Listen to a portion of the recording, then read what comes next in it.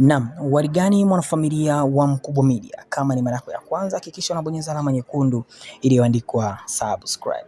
Kajala ameweza kuwashangaza mashabiki zake, na katika kushangaza hivyo ameweza kuimba wimbo huu hapa wa Mario akiwa katika mavazi fulani hivi ya kuvutia kidogo. Ikumbukwe ni kwamba hii imetoka baada tu ya Paula kucheza wimbo wa Harmonize.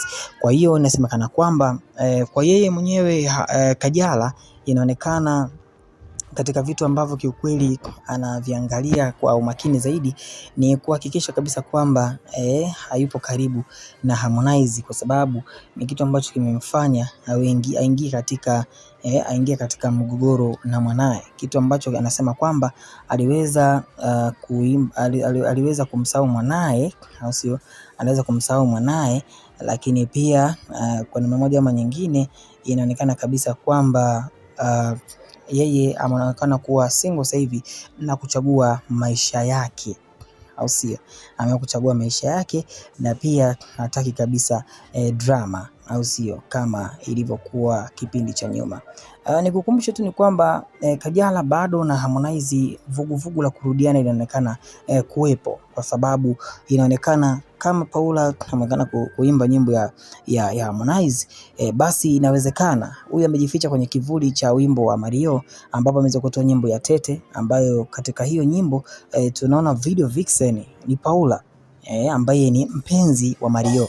Kwa hiyo Mario ameweza maintain katika career yake ya muziki, na pia ameweza kumshirikisha Paula kama video vixen katika hiyo ngoma, na inaonekana kufanya vizuri kwa sababu hata wiki haijaisha ngoma hii ina jumla ya views milioni 2. Kwa hiyo inasemekana kwamba sasa hivi Kajala ana furaha sana, na inasemekana kwamba ameshamaliza tofauti yake na Harmonize, yani aliyekuwa mpenzi wake Harmonize.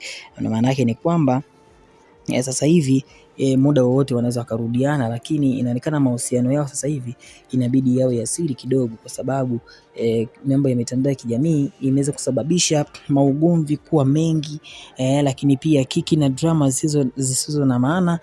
Ni vitu ambavyo Kajala hataki kwa sasa hivi. Kwa kama wanarudiana basi warudiane, lakini inaonekana bado mambo hayajakaa sawa, lakini kwa jinsi alivyochangamka sasa hivi Kajala, inasemekana kwamba yuko karibu na Harmonize, na mpaka Harmonize kama kujenga gym ni kwa ajili ya kuweza kumteka Kajala, kwa sababu anapenda sana kufanya mazoezi. Dondosha maoni yako, hakikisha subscribe.